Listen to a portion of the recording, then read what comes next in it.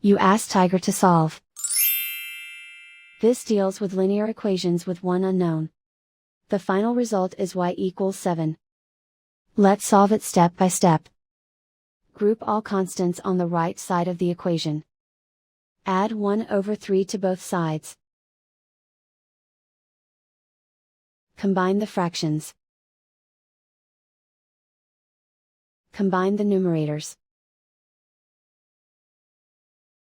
Reduce the zero numerator. Simplify the arithmetic. Find the lowest common denominator.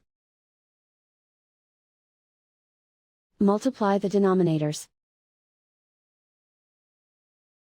Multiply the numerators.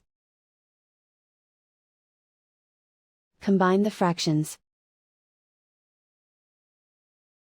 Combine the numerators.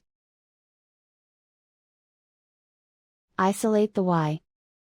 Multiply both sides by inverse fraction 6/1.